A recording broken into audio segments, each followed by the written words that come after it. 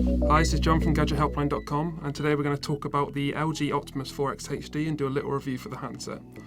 The first thing you may notice is the handset's quite large. This is mostly because of the 4.7-inch IPS HD display. It's a pretty decent little phone. It's the new top-of-the-range handset in LG's Optimus range, and it comes equipped with the latest Android operating system, which is Ice Cream Sandwich. Right, we're going to take a quick look around the handset. First thing we're going to look at is at the top, we've got a 1.3 megapixel front-facing camera, obviously for use for things like Skype and also the face unlock system. And then we'll take a look at the side. On the right side here, there's no buttons on the side of the handset. What we've got is we've got this prism edged effect from LG, which gives you two metallic bars and then a kind of a bumpy side bit. That's all we can really explain it as. If we take a look at the bottom of the handset, you've got your micro USB port there. And on the left-hand side is actually where you've got your volume rocker. The volume rocker is reasonably flush with the handset from the front, and also has the prism effect there, and you can just press it on the side. It's quite small as well, and it's in the opposite side to a lot of the handsets that have it. On the top of the phone, you've got your 3.5mm headphone jack, and then the standard power key. So it's quite a basic handset. There's not a lot of extra buttons, say like a camera button or any multi-function ones. If we turn it around onto the back, you've got your speaker port here, and then you've got your 8 megapixel camera and LED flash, and then just the LG logo. We'll have a quick look inside. And what you better see here is the micro SD card slot. It goes up to 16 gigabytes, which accompanies the internal 16 gigabyte memory that's already built into the handset. I'll just chuck that back on there, and then we'll take a look inside the phone. Right, what we're going to do is just have a quick size comparison with the Samsung Galaxy S3 here. Both handsets have a 4.7-inch display. Both phones are actually pretty evenly matched in terms of size. The Samsung Galaxy S3 is slightly larger, but not really that noticeable. If you turn it on the side, Samsung Galaxy S3 is actually slightly slimmer. This may be in due fact because of the kind of the curved edges on Samsung Galaxy S3. The LG Optimus 4X HD has a very square and very rigid feel to it in comparison to the Samsung. The actual backs of the phone, again, you can kind of see it a little bit more there. That is slightly larger and slightly wider than the Samsung Galaxy S3, and the S3 is a lot wider. All in all, we do kind of consider the LG to be a bit more of a design-free handset. It's a lot more bog standard. It's a very standard design on there. It's a lot more no frills in terms of how it looks. So, you know, it's just a very bog standard LG phone that has a lot of power inside of it. Okay, the first big feature of the LG phone, the reason why it's called the 4X HD, is it's got a 1.5 GHz Tegra quad-core processor. So 4 processors built into the handset. It's actually got a 5th processor as well, which is used for when the handset is in idle. Essentially, the 5th core is for less demanding tasks on there, such as when you're using the phone in idle, or if you're just doing text messaging. And the idea is that it lowers the actual battery on there. The phone itself, it runs Android Ice Cream Sandwich pre-built into the phone. It also has the LG Optimus 3.0 interface. Now, out of all the interfaces that was put over the top of Android, LG's one is probably the least intrusive on there. Apart from the, say, Samsung Galaxy Nexus or one of the Google handsets, it's one of the ones where you would notice another user interface on top of the Android software least. So it's pretty good if you like your software quite basic, or if you want to get the most out of the Ice Cream Sandwich features. Saying that, it does have a few key facts on here. So something like this is the social app, which is the widget that's already built into the actual handset. Now it feeds in your Twitter and Facebook. Those are the only two that are built into it, Twitter and Facebook, and you can switch between the two by clicking the button up there. And you can get hold of all your messages, your retweets, and so on. It's quite cool. It's not the easiest thing to use, or it's not the quickest social networking tool we've used on there. And what we did a lot of the time is just use some of the other widgets that are pre-built into most Android ones, like the Twitter one, or just going into Facebook directly, so we didn't use it very much. So LG's Android Optimus 3.0 interface, as we said, it's quite clean on the Android software. What it does offer though is a few extra apps, and they're specific for LG, like the LG Smart World, which is an alternative app store to Google Play. It's just got a couple of LG defined apps on there. It's not that useful, especially if you can't already find it on Google Play Store.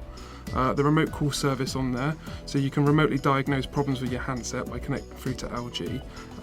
And additionally, there's one called Smart Share, which is probably one of the better features on there, but you need to have a lot of LG products, and it connects up with things like DNLA televisions, and you can send through content straight through to your actual TV wirelessly and just share it between devices that are all connected up.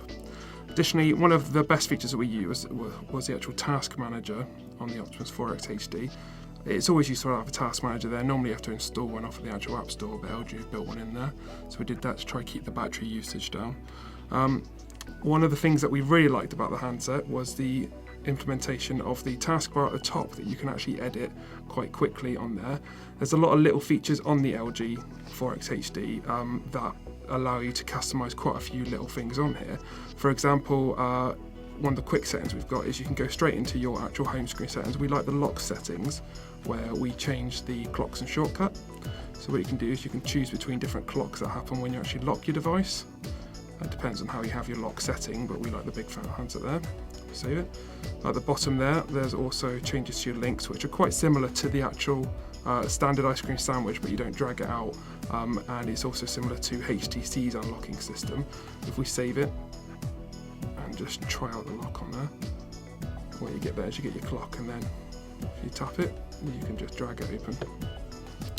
One of our favourite features and the most customizable thing that we saw on the actual device was the app usage on the home screen. Now, much like Android Honeycomb, it's brought over a lot of the Android features where you can actually use and move some of the widgets about. So if I select the widget there, just for my contacts, I can make them larger per the screen. It's pretty useful, like for example the calendar. If I take that, tap it, I can make it larger and just edit it to how I want. It's not available for all the features on there, it is just available for a few select ones, but it's worth trying it out. One of the other things that we really liked about the handset and what we really liked to customise was you can actually change the icons of each one of the apps on here on the actual home screen. As you can see there, if I press and hold it, take it off and let go, you get a little purple paintbrush. If I click on that, then you get a select amount of different app types on there. And you can change it to whatever you like, including just letters on here, which, as we found out, is great for messing about with your friends' handsets. But you also have alternative ones that are pre-built into there. If you select a drop-down box up here, you can change it between the ones that are built in, which is Optimus, Biz, Cozy Wall and Marshmallow. Marshmallow, for example, is probably a little bit more female-centric, a bit more colourful and bright. But it's really good fun when you've got stuff like the alarm clock, one of the pre-built in ones. You can click on that. If you don't like the icon, you can pick from one theme, or you can click on the Optimus theme, and you can just change it over to a big red alarm clock.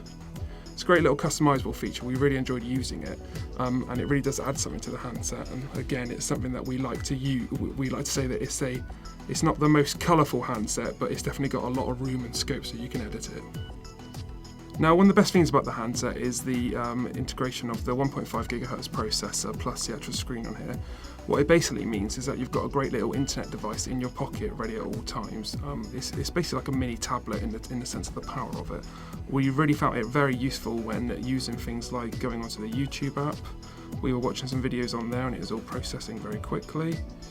Just surfing HTML5 websites was really good because you get a full websites very quickly and very clearly, because it all does depend on how you use the handset and such, but it really means that you can get onto videos and clips very quickly and it all plays crystal clear on there, so you can play HD videos.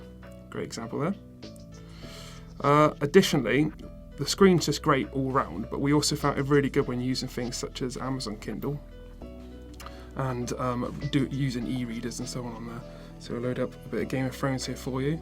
And additionally, with the Kindle features, it's great, but it's just the size of the screen, the clearness of it, and the fact that it looks great on there as well. So it's one of the best and fastest handsets we've actually used on here, and that really does lead to the one biggest problem that we found with the actual phone itself.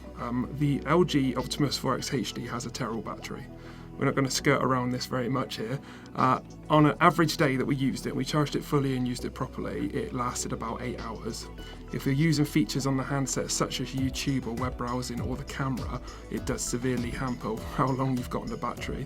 And you can see there we've got a game Amazing Alex, which is the latest from Rovio. We've played that for short periods and it would completely disintegrate the battery on there and take it out. Now, the battery in itself is actually slightly larger than something like the Samsung Galaxy S3 and the HTC One X, but we found the performance isn't as good, whether that's down to the actual processors on there, the software that's internal on it, or whatever. It just wasn't very fast. Additionally, one thing we did very much notice as well is when you're using heavy hitting apps and features and videos and that, the handset gets very hot. It gets a bit uncomfortable sometimes and you can feel it in your pocket when it's just going on there, so it's something to watch out for.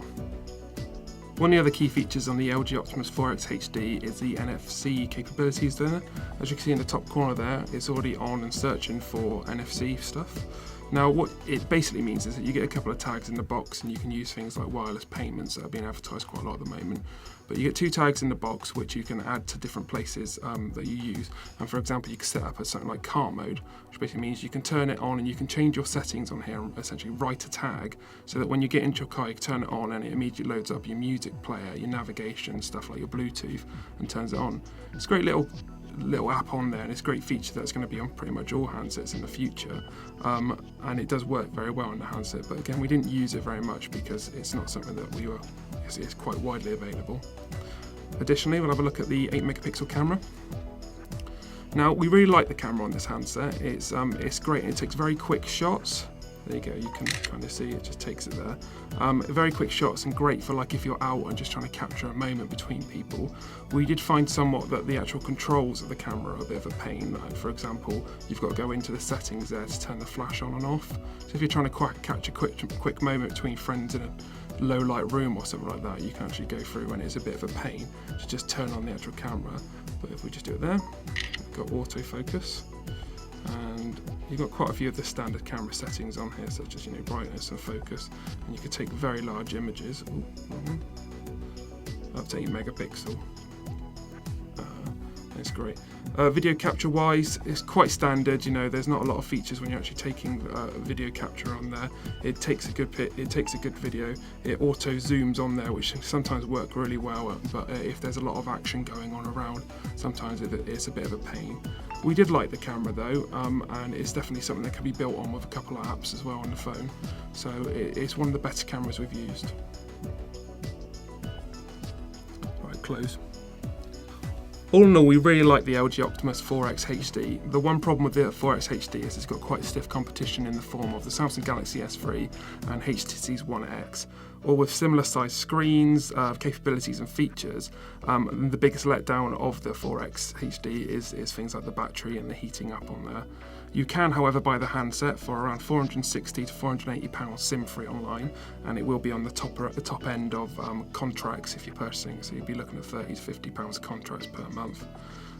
We kind of don't see why you would want to pay that if you're not getting something that's perfect in the battery life, but we like the actual handset, it's got very stiff competition. That's it for our review of the LG Optimus 4X HD. You can check us out on Facebook, Twitter, and you can subscribe to our YouTube channel on the links below. Other than that, thanks for watching.